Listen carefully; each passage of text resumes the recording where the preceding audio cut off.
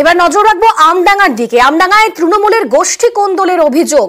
উত্তপ্ত আমডাঙ্গার খুড়িগাছি গ্রাম। আহত তৃণমূলের পঞ্চায়েত সদস্য সহ ৩।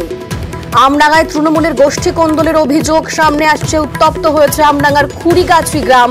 আমাদের সঙ্গে রয়েছেন প্রতিনিধি জিয়াউল। জিয়াউল, কি কারণে এই গোষ্ঠী কোন্দল, কি খবর পাচ্ছে?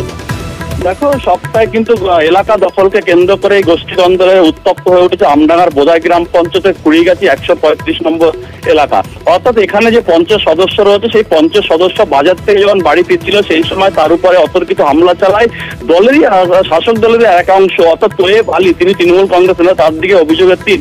কিন্তু সমস্ত অভিযোগ অস্বীকার করেছেন শাসক দলের এই তোয়েব আলী। তার বক্তব্য, তিনি কিছুই জানেন না, পুলিশের কাছে খবর পেয়েছেন। কিন্তু এই যে রফিকুল ইসলাম, যিনি রাকিবুল ইসলাম, যিনি পঞ্চায়েত সদস্য, তার স্পষ্ট দাবি যে এই হামলার পিছনে পুরোটাই কিন্তু এই তোয়েব আলীর সঙ্গে, তোয়েব আলী হামলা করেছে, তোয়েব আলীর লোকজনই হামলা করেছে। ফলে এলাকা দখলকে কেন্দ্র করে উত্তপ্ত পরিবেশ। এই ঘটনা এখনো পর্যন্ত এক পঞ্চায়েত সদস্য সহ মোট ৩ জন গুরুতর জখম। তার মধ্যে আশঙ্কাজনক হওয়ায় আমডাঙ্গা হাসপাতাল থেকে বারাসাত হাসপাতালে রেফার করা হয়েছে পঞ্চায়েত সদস্যকে।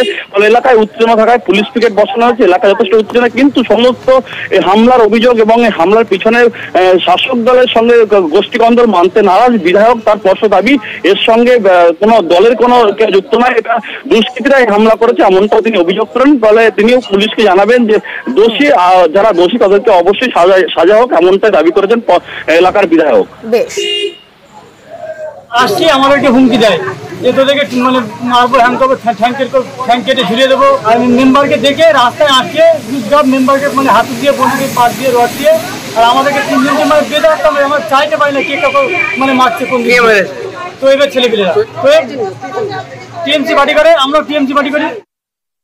পুরো মিথ্যা কথা, পুরো মিথ্যা কথা। পুলিশ সামনে লোক বন্দুক দিয়ে মারে, আর হয়েছে ওই পাড়ায় আমার ছেলেগুলো জানে নাকি কি রে মেরেছে না মেরেছে, আমরা কেউ জানিও না, আমরা ছেলে হবো না। এটা পুলিশ নিজে বলবে আমি কখন ফিরেছি, কোনটার সাথে ফিরেছি, ওরা দাঁড়িয়েছিল তে মাথায়, ও সব জানে।